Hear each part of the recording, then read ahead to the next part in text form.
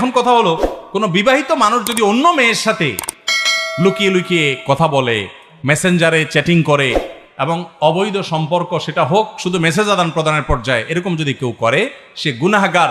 আর বিবাহিত মানুষ যদি এটা করে তাহলে অবিবাহিত মানুষ করলে সেটাও হারাম, কিন্তু বিবাহিত মানুষ করলে তার হারামের মাত্রা অনেক বেশি ভয়াবহ। বিবাহিত মানুষ যদি জেনা লিপ্ত হয়, ইসলামী শরীয়ত সবচেয়েতে মর্মান্তিকভাবে, সবচেয়েতে কঠিনভাবে মর্মন্তুদ শাস্তি দিতে বলেছে। পাথর মেরে মেরে তাকে রজম করে হত্যা বিচারিকভাবে কার্যকর করতে বলেছে। আবার পাড়ায় পাড়ায় মহল্লা মহল্লা বিচার যার যার মতো খেয়াল খুশি মতো বসাতে যাবেন না। এত বড় কঠিন শাস্তির কথা কেন বলেছে ইসলাম? কারণ মানুষ পৃথিবীতে টিকে থাকবে, মানব সভ্যতা টিকে থাকবে বৈবাহিক সম্পর্কের মধ্য দিয়ে। বিবাহ বহির্ভূত অবৈধ সম্পর্ক, এটা মানব সভ্যতার পৃথিবীতে টিকে থাকার পথে সবচেয়ে বড় অন্তরায়। পৃথিবীর যেসব দেশে বিবাহ ছাড়া সম্পর্ক যত বেশি অ্যাপ্রিসিয়েট করা হয়, সেই দেশে মানুষের জন্মের হার তত কম, তারা মানুষের জন্ম, শিশুর জন্ম নিয়ে তত স্ট্রাগল করছে।